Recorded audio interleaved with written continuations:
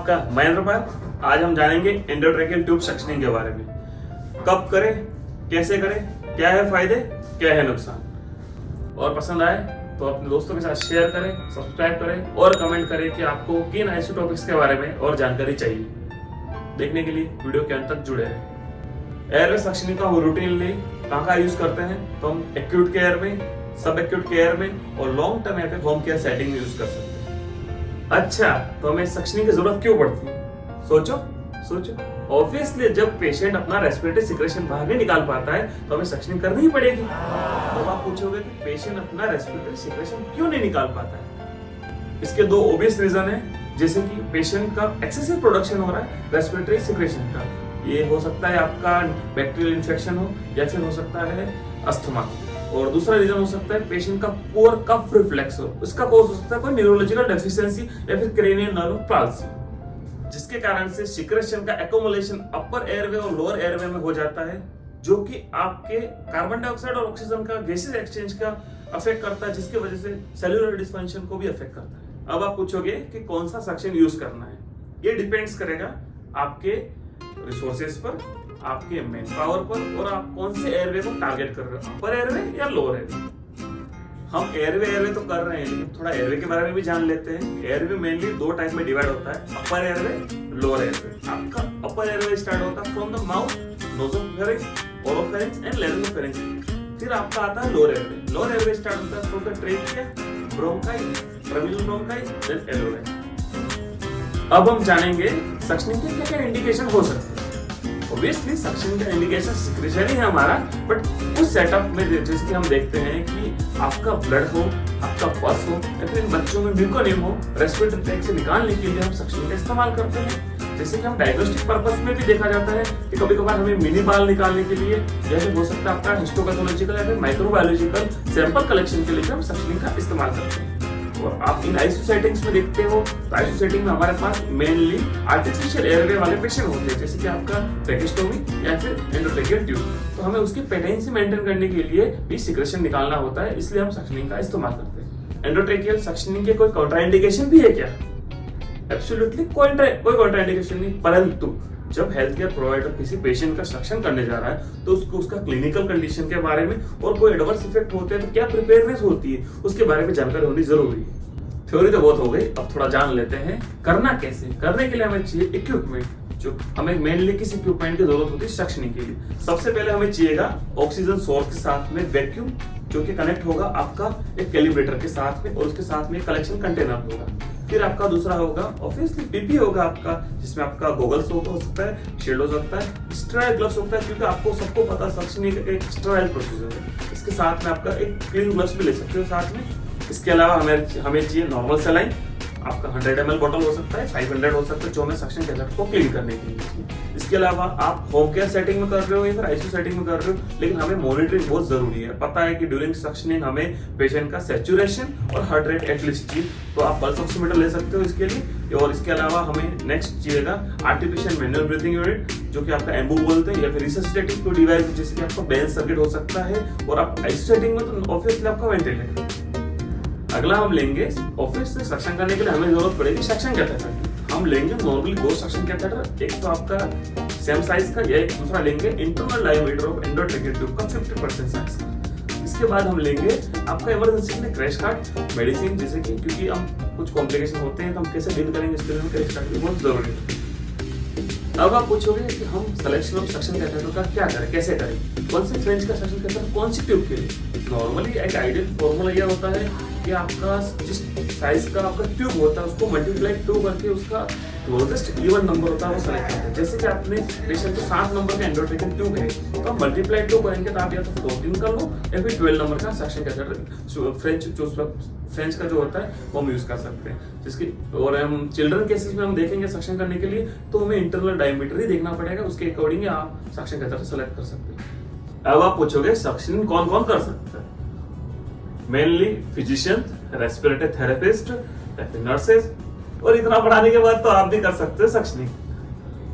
अब हम जानेंगे क्या क्या प्रिपरेशन करनी है हमें सक्शनिंग से पहले। सबसे पहले हमें इक्विपमेंट जो हमने आपको बताया वो सारे एटलीस्ट बेड साइड होनी चाहिए।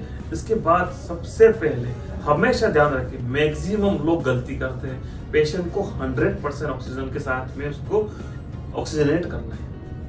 अब आप पूछोगे कि इतना ऑक्सीजनेट क्यों करना? ऑक्सीजनेट क्यों? क्योंकि आईसीयू सेटिंग में मैक्सिमम टाइम में क्रिटिकल इल पेशेंट होते हैं। जब हम सक्शनिंग करते हैं तो पेशेंट डिसेट हो जाते हैं, उनका सैचुरेशन लेवल डिप हो जाता है। इसलिए हम हमेशा आप ध्यान रखिएगा पेशेंट को सक्शनिंग करने से पहले हाइपर ऑक्सीजनेट करना 100% बहुत जरूरी है।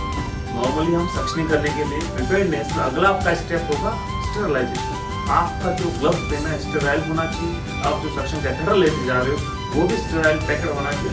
इवन आप जो सक्शन के लिए स्टेराइल कैथेटर यूज कर रहे हैं उसको क्लीन करने के लिए जो एनएस का बोतल लोगे नॉर्मल सलाइन का, वो मेनली 100 ml का लीजिएगा, क्योंकि हमें सिंगल यूज करना है, हमें उसको यूज मल्टीपल टाइम यूज नहीं करना है, वरना आपका इन्फेक्शन बढ़ने का और चांसेस बढ़ जाएगा। तो बेसिकली बात यही है कि आप नेक्स्ट स्टेप ऑफ प्रिपेयर्डनेस में हमेशा स्टेरिलाइजेशन को बहुत ज्यादा स्ट्रिक्टली फॉलो कीजिए। जैसे कि हम सक्शन कैथेटर के बारे में बता रहे हैं, तो हम सक्शन जब करेंगे तो सक्शन कैथेटर कहाँ तक जाना है?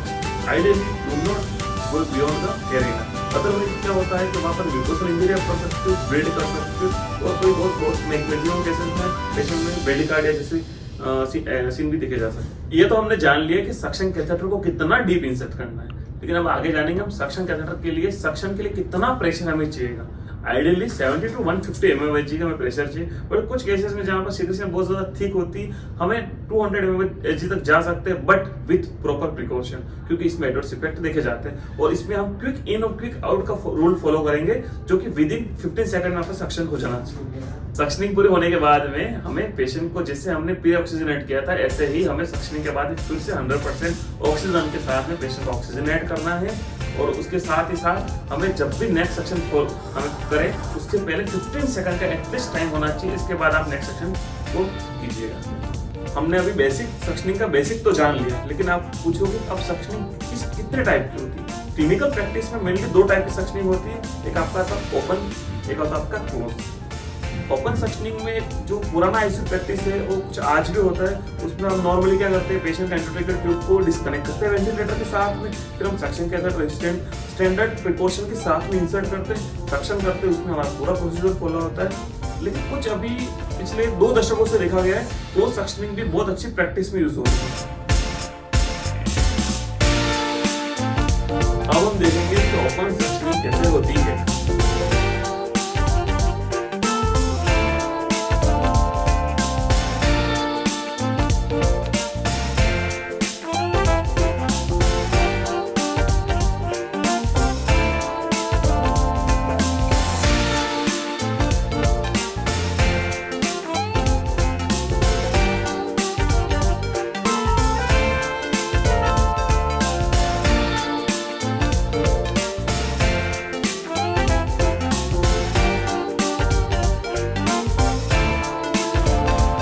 आपने ओपन सक्शनिंग तो देख ली, अब हम देखेंगे कि क्लोज सक्शनिंग टेक्निक कैसे होती है।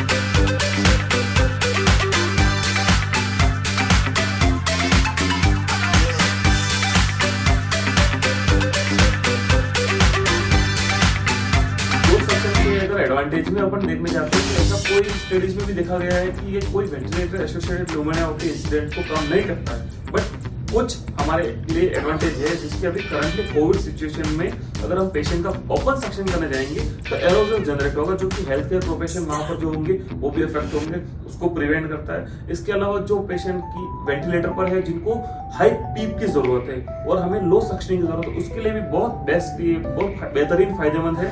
इसके अलावा जो लॉन्ग टर्म पेशेंट होते हैं आईसीयू सेटअप में, जिनको कॉस्ट इफेक्टिवली देखा जाता है क्लोज सक्शन का इस्तेमाल करने से।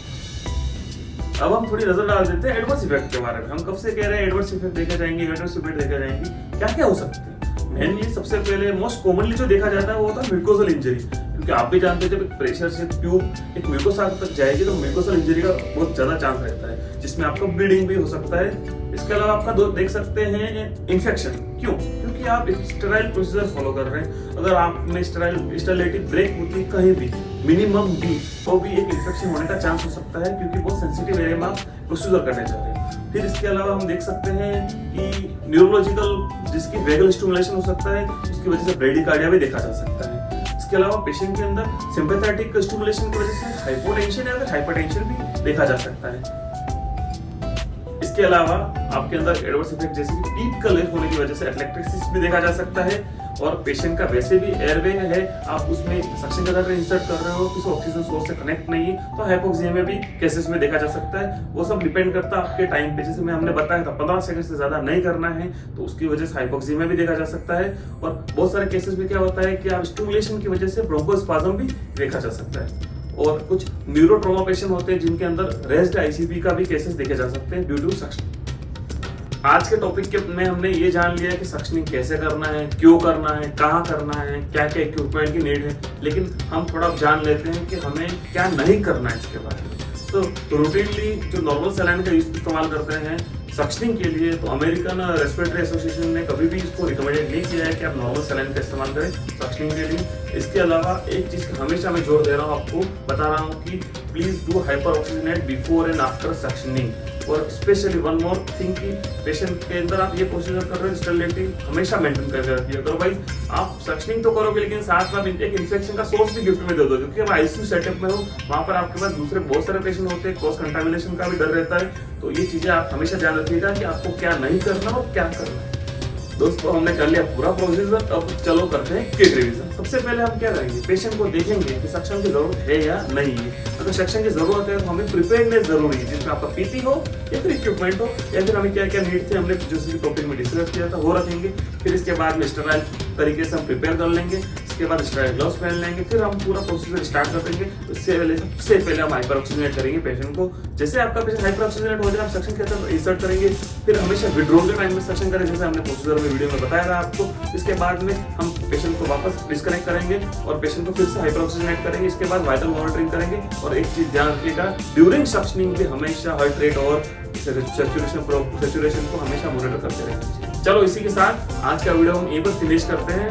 आपको अगर ये वीडियो अच्छा लग रहा हो तो अपने दोस्तों के साथ शेयर करें, सब्सक्राइब करें और कमेंट सेक्शन में जरूर बताएं, ताकि हम पेशेंट का आउटकम और ज्यादा इंप्रूव कर सकें। इसी के साथ मैं इजाजत चाहता हूँ। आपका महेंद्र पाल, हमारे